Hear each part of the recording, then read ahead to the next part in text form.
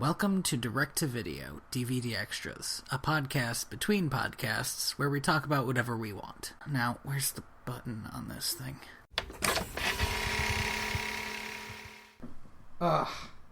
Sorry, go on with what you like about Maurice. Well, you pretty much got all of it. But the reason I like Maurice more is because the big change is they make him into an artist, which I don't know why I like that, but I like seeing artists in movies working. If you've ever watched The Mist, The Mist starts off with the main character painting in a studio. Something about watching people work in movies, I don't know. I really do enjoy that because if they can convince you yes, this is a person who knows what they're doing, it can be a kind of a great moment. And this movie does a great job of having Maurice working on this very intricate little box, this beautiful little music box, and at one point he's just talking to himself and muttering to himself, and he asks for a tool, and Belle just gives it to him, and he's like, I don't need that one. Oh wait, yeah, no, yes, I do need that one. And having him be this kind of absent-minded artist makes a lot more sense than being an absent-minded inventor for me. Yeah. The other thing is, in that moment, they sort of fell more into what I would have... I think I mentioned this... I'm sure I mentioned this in our Beauty and the Beast one. I said I wanted Belle to, tighten some screws or something. Yeah. She lives with their dad. She should know more about what he does. And this version of Belle does. She knows what tool he needs when he needs his tools. And I like that. And not only that, but when she has to do a chore, she solved that problem. She invented a washing machine, so that she could spend that time not doing that chore and instead reading or doing something fun. Well, what she did with that chore is teach a little kid to read, which was great. Well, she tried to teach a little kid to read, and then the whole town was like, "Witch." Right, but the kid knew she could read a couple sentences after that. I mean, that's something. Now she can read on her own. Speaking of witches, you want to talk about Agatha a little bit?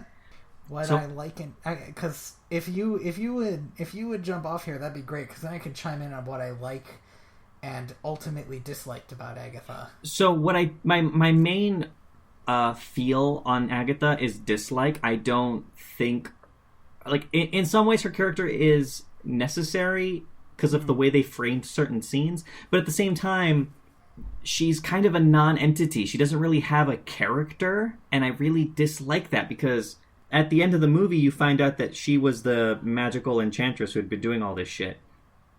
Oh, I felt like you knew that earlier, but yeah, okay. Well, I mean, you figure it out pretty early on. Okay. The moment I saw her, I was like, this woman's obviously important. Otherwise, the film wouldn't linger on her. You have this incredibly powerful character. She's the enchantress who does all this crazy magical shit, who sticks around, I guess, to make sure that nothing crazier happens. I didn't think that was what she was about. Here's what I liked about her. I thought this is an incredibly powerful character in one aspect of her life. And in another aspect, walking down the street is difficult for her. So I felt like one day she decided that she wasn't going to be ruled by someone who treated people like people treated her. And so she sort of tested the prince, and he failed. That's what I felt like her deal was. So I liked her because she made the Enchantress... She put the Enchantress in the right from a certain point of view. Even though the Beast does talk about how fucking cruel she is to give him the book and the mirror.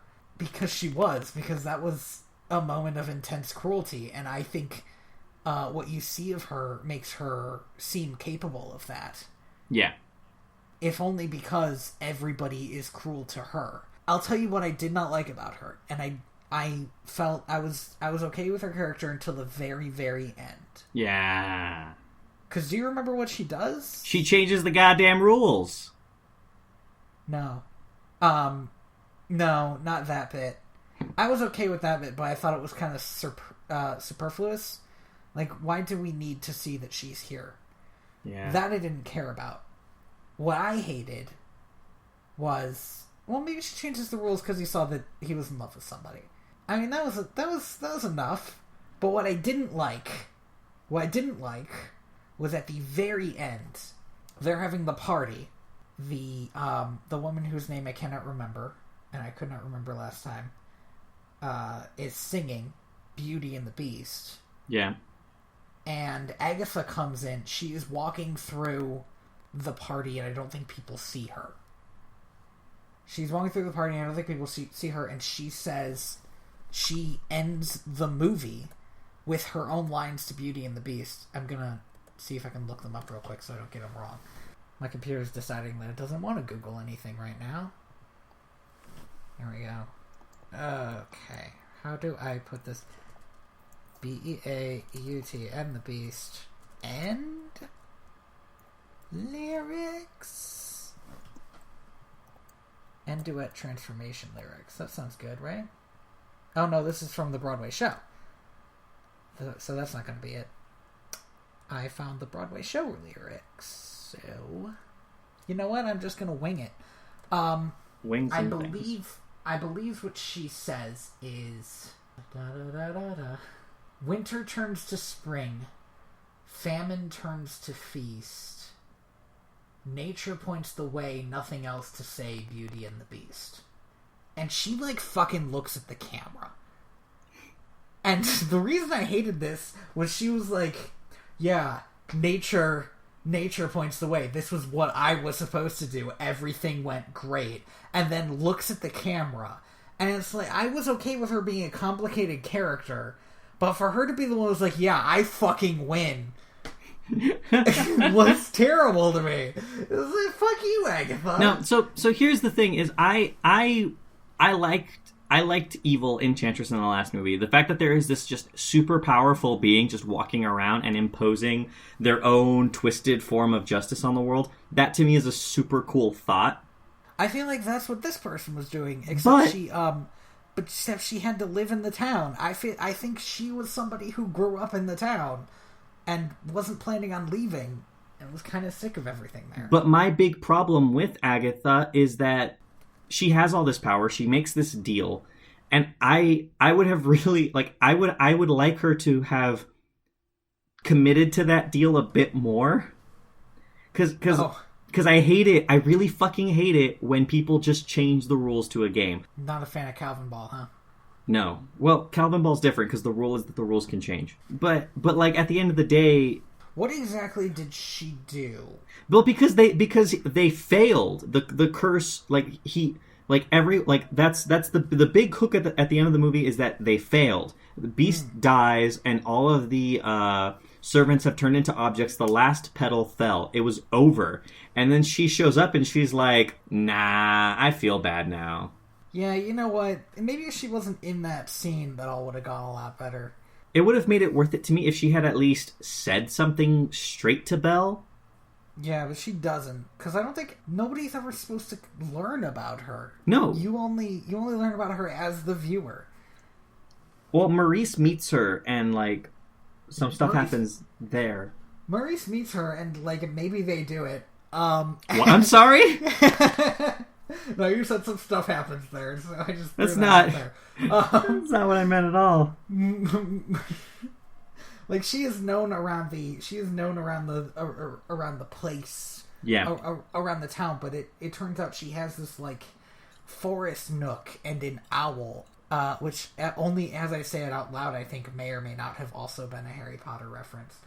Yeah, she's straight up Radagasting it inside of that wood. Yeah, that's basically what she's doing. She's basically Radagast, and she heals Maurice after he is left out all night by Gaston. Yeah. But yeah, I actually did not have a problem with her. I thought she might be...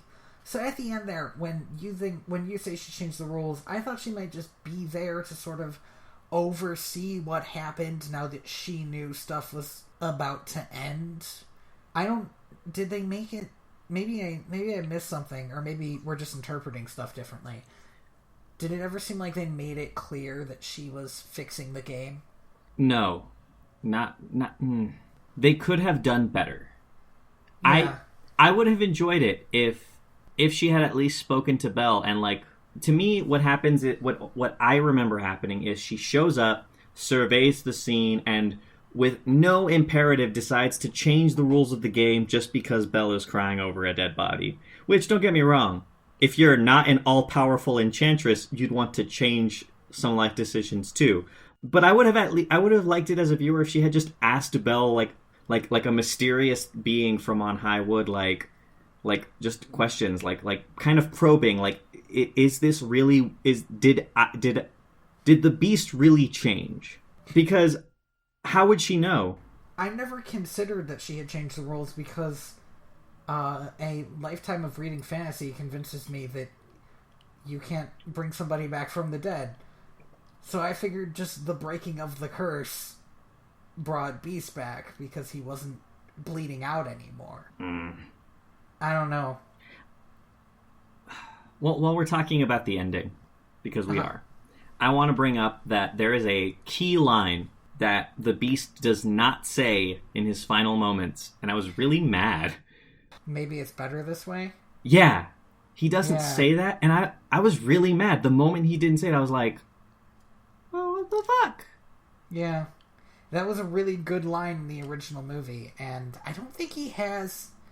and whatever he said, I did not find memorable because I don't remember it. He says everything else. Everything else that he says is pretty much the same. It's just that they cut out, maybe it's better this way. And I really wish that they didn't, because especially, like, knowing more, we know so much more about the Beast in this movie. Mm-hmm. Like we learned that he had, like, a terrible, possibly abusive father, and that's the reason why he kind of grew up obsessed with, like, wealth and ostentatious display of power, was because of his dad. And Mrs. Potts thinks, I don't agree with this, because I don't believe justice should be meted out in this fashion. And also, it seems like when the Enchantress showed up, she just cursed whoever was in the room. Yeah. But Mrs. Potts is convinced that the reason they're objects is because they did not help him. They didn't step in when his father sort of morphed him into a tinier version of himself after his mother died. Yeah. There would have been so much more weight behind those words. Mm-hmm. Maybe it's better this way. Yeah. Because... On the other hand... I'm sorry. No, you finish that thought. I'll go to on the other hand. Yeah, because there would have been, at least for me anyway, a little, like, a lingering piece of, like, maybe I'm too much like my dad. Like, that's the because in the original cartoon, instead of maybe it's better this way because I'm a monster. Yeah, in the original animated film, maybe it's better this way. The unspoken line is, maybe it's better this way because I'm a monster and there's no life for me out there. But in the movie, maybe it's better this way. The unspoken line is, because I'm too much like my dad, and I couldn't change that, and that sucks. Yeah, that's terrible. On the other hand, I'm looking at it. I'm looking at my other hand. Good. That's what I asked you to do. Thank you. On the other hand, I have written my point on your other hand. Yep. I'm going to start reading it. No, I'm going to start reading it to you. Don't. It says here, on my other hand. What is this? It says here, on the other hand, God, I sure wish. It's a little blurry. God, I sure wish there was a good Disney midquel, but it's too bad there aren't any. Tony Robusto. Wow. Lion King 1.5 is amazing. Fuck yourself. I'm surprised you fit that all on the palm of my hand. I'm amazing too. And in pencil. God damn it, Evermore. Okay. Oh God, Evermore's my favorite song. In the original movie, the Beast does not get a ballad. He doesn't get his own song about how torn up he is. Yeah.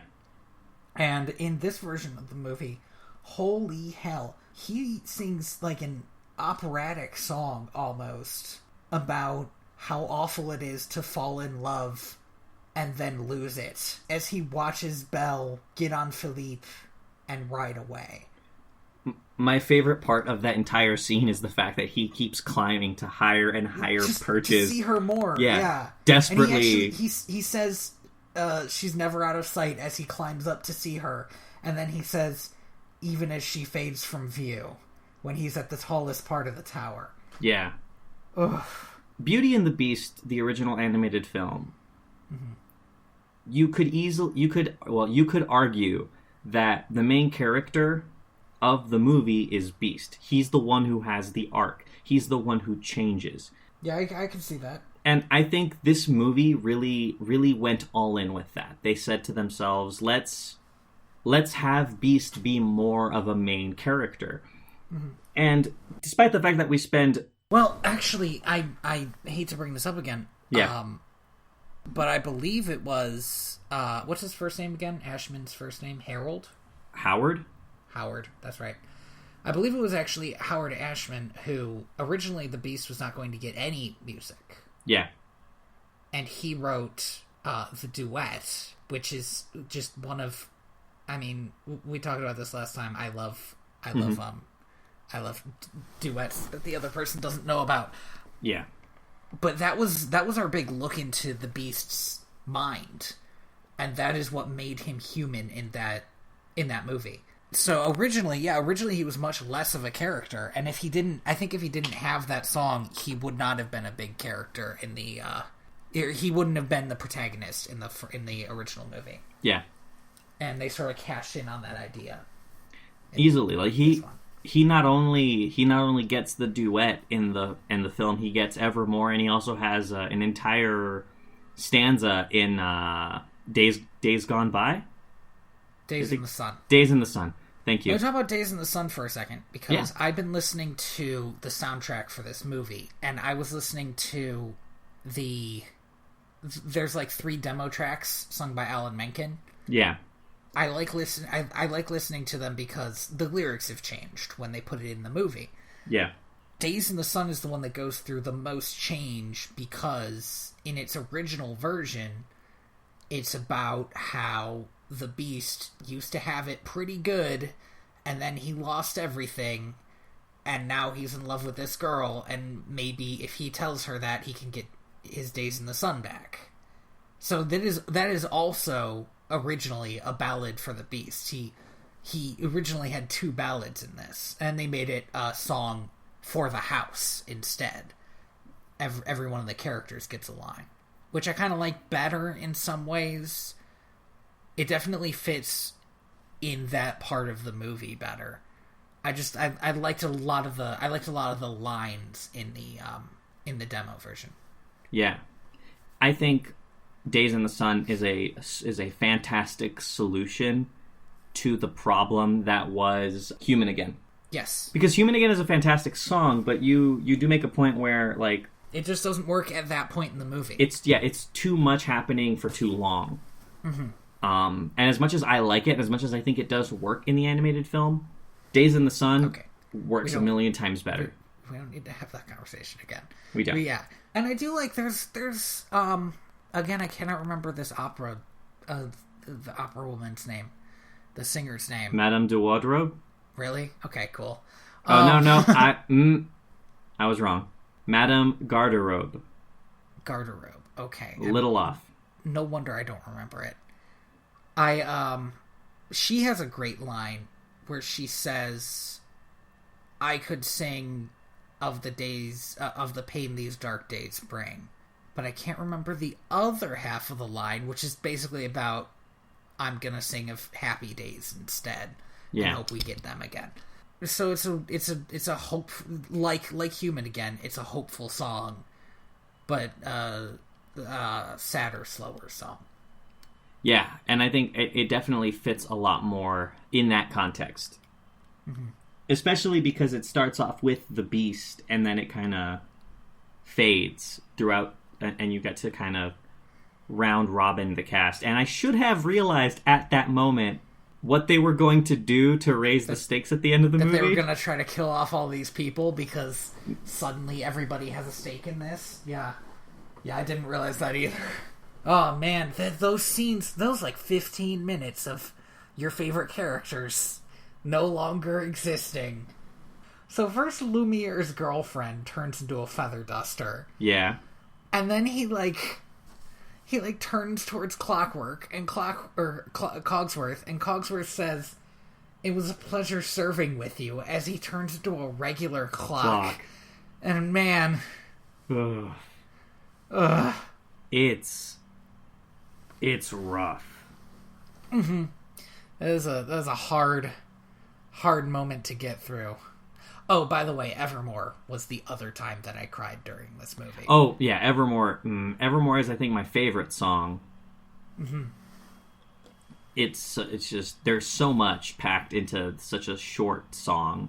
I actually like, not to bring up these demos again, like how they open, how the demo is opened more than I like how the official version, or how the final version opened. Yeah. But the final version... I think the reason they changed it is because the final version has lines when he talks about how he used to have it all. Yeah. That was something from Days in the Sun that they had to take out so that other characters could have lines in there.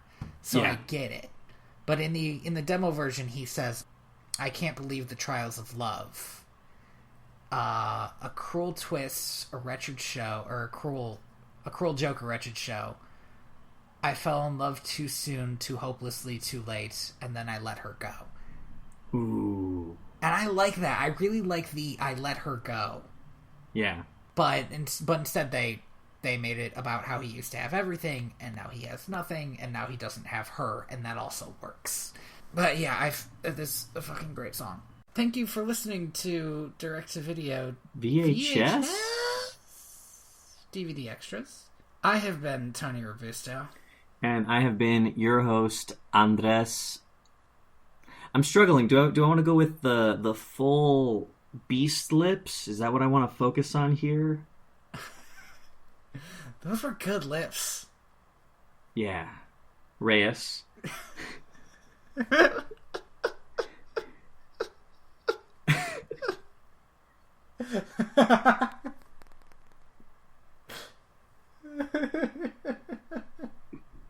I don't know why that got me. That got me hard. You can find me at royalty_valens on Twitter. Yes, and you can find me at TheaterBets with an ER.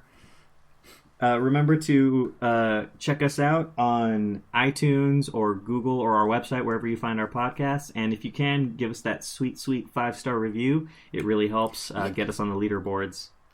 Yeah, and let's do a real sit-down chat about this, because we have a decent amount of listeners, and I am very happy for all of you are here joining us. Somebody leave a goddamn review. We have 4 listeners in China. What? Can one of you Chinese people open up iTunes? I literally do not know. But if you can, it would be so nice for you to leave a review, and I would just love our only review to be in Chinese. That would be hilarious, actually. Yeah. Wouldn't that be delightful? I would love that. Guys, this is really how more people find out about us. And then, if more people find out about us, we can spend more time talking about stupid movies. Yeah, because that'll give us a bigger incentive to... Well, it'll give me a bigger incentive anyway to sleep less and work on editing these things more. Exactly. Listen to him. Listen to how much he wants to work for you. I need it. I got to enslave myself to capitalism. It's really the only way we get by. I mean, that's not true. I work like 2 jobs. I meant as slaves to capitalism. Oh, as slaves to yes. Just in general, as slaves to capitalism, not because of the podcast. As slaves to capitalism, we don't make money on this. I would love if we, made something off of this. That'd be awesome. Smile. Even if we only got smiles on faces. Smile. Aw. That'd be great. You know what? I immediately took it to monetary, and you took it to smiles on faces, and I love that. We could just end on like a good memory. Like let's just sit here and just think for a little bit about how much we want to kiss those CGI lips. They were good fucking lips. But here's the other thing I wanted to mention: Lee Rosevere. Yes. We used his music, Penguins on Parade, for our podcast, and it's really good music, and he does a lot of other really good music. I was just poking around his library, and I found something called Going Out for Coffee or something, and it's like a light but almost noir feeling music, and it's just a good tune. You, as a listener, should go check that out, because you know what? Why the fuck not? Life's too short. Did we cover all our bases? I think we covered all the bases. So, oh, actually, you know what? I also, if you go to direct2.video, which is our website, I put up a couple more YouTube videos. I don't really know how to share stuff on YouTube anymore. I used to use YouTube all the time when I was in high school, and now I don't. It's changed. The only one that's gotten like an amount of views, because most of them just sit there. Is the one that I cut out of the Beauty and the Beast one, Gaston and Toxic Masculinity. Oh, that's interesting. Yeah, and it's mostly you talking about your theory about why Gaston is the way he is. Yeah. And I fucking loved it, so I took it out and made that because it made me completely rethink his role in that movie. Yeah. And again, after this past year or so, it's something that I think it's important to think about. It's important to definitely to think about how masculinity and the idea that as a man you need to be something specific and what that means for you and for society is important. Those are important thoughts to have. Yeah. And it's like 4 minutes. You can go look at it. You don't even need to look at it. The video is just a direct to video thing. It's not even. They're all great, like just little teasers if you need to entice somebody with a little sip of what we do. Yeah. I also did one that I did mostly because I had listened to the Balto 2 one again just to see why it was so popular, and I can't figure it out. Where I just put together, I think, a few of my own rants about bears. just like the big stuff about how much I hated the bears in these movies, and just played that. Yeah. So that's in there. That was fun. That's like a minute, so you can go check that out too. We'll try to add more to that because I like finding our gems that we have ended up with out of these conversations. So until next time, I am the ghost of John Smith. Ooh. Oh my god! Oh my god!